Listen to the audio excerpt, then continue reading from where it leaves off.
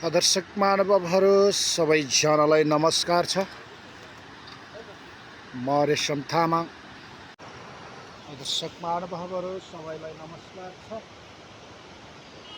म चाहिँ रेशम बहादुर तामाङ, मर्स्याङ्दी गाउँपालिका वडा नम्बर 3 बाट यो जुन यहाँले पारी देखिरहनु भएको दृश्य छ, बेसीसहर नगरपालिका वडा नम्बर 6 खरखरे।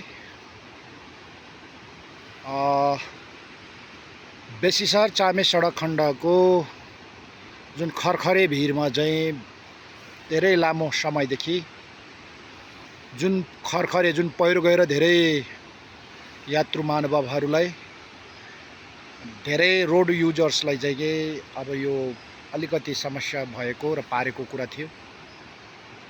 अब त्यो सधैँको लागि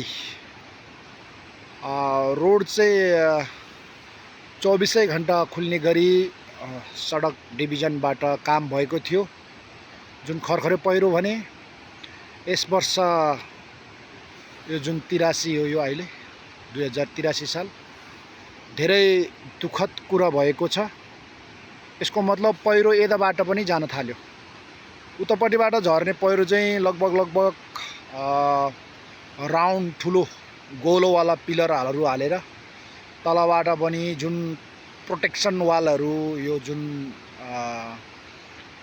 यो के भन्छ मेसनरी वाल अथवा यो तलबाट चाहिँ यो ग्याबिङ बक्सहरू भरेर मर्स्याङ्दीको तिरबाट धेरै सुरक्षा गरेको थियो भने यो वर्षदेखि ज्यादै दुःखद खबर छ।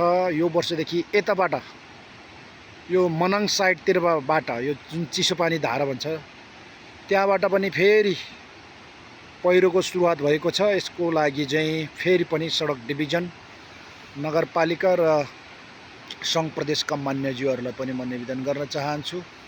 यो अत्यन्त दुःखद खबर छ। यताबाट पनि पहिरो जान थाल्यो, ठुलो मात्रामा पहिरो जान थालेको छ यस वर्ष मात्र। यसको चाहिँ न्यूनीकरणको निम्ति, यसको दीर्घकालीन समाधानको निम्ति चाहिँ म सम्बन्धित निकायहरूलाई चाहिँ जोडदार माग गर्न चाहन्छु। एज एक पब्लिकको हिसाबले, एज एक सचेत नागरिकको हिसाबले यो पहिरो धेरै रिस्क छ। सानो एउटा ढुङ्गाको टुक्रा मात्रै कुनै पनि सवारी साधनमा लाग्यो भने अनियन्त्रित भई गाडी चाहिँ रोडभन्दा बाहिर गएको अवस्थामा सवारी साधन 2 पाङ्ग्रे, 3 पाङ्ग्रे, 4 पाङ्ग्रे, कुनै पनि 10 चक्के 12 चक्केसम्म गुड्ने गर्दछ। नियन्त्रण गुमेको खण्डमा गाडी चाहिँ चालकले आफ्नो नियन्त्रण गुमाएको खण्डमा चाहिँ यो चाहिँ तल्लो मर्स्याङ्दीमा पुग्ने अत्यन्त चाहिँ सम्भावना बढेको हुनाले यो काम गर्न चाहिँ एकदमै जरुरी छ। केही समय अघिल्लो वर्ष मात्र यहाँ यो गुडिरहेको ठाउँमा पक्की बाटो बनेको थियो भने पहिरो आएर अहिले चाहिँ यो पक्की रोडलाई चाहिँ छेदविच्छेद पारिएको छ। हुँदाहुँदै साथमा म यो मर्स्याङ्दी गाउँपालिका वडा नम्बर 8 स्थित ड्रागन फ्रुटको चाहिँ बगैँचामा म आइपुगेको छु। आज मिति 2083 श्रावण महिनाको 23 गते। आज नै यही वडामा 23 र 24 गते, आज र भोलि राष्ट्रिय तथा अन्तर्राष्ट्रिय ख्यातिप्राप्त स्वर सम्राट आदरणीय हाम्रो दाजु लमजुङ्गे माटुले जन्माएको, चिनाएको राजु परियार दाई र साथमा शिलाले को चाहिँ बेजोट लोकदोहोरी त रहने नै छ। भोलि भने आज चाहिँ स्थानीय कलाकारहरूको बेजोट प्रस्तुति पनि हुने जानकारी गराउन चाहन्छु।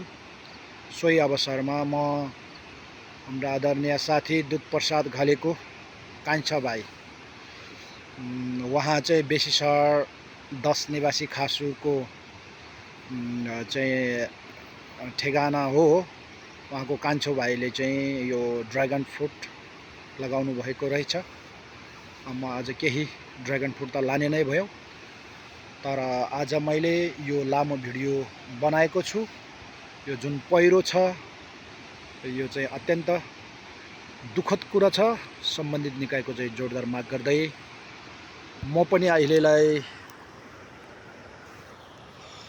यो सानो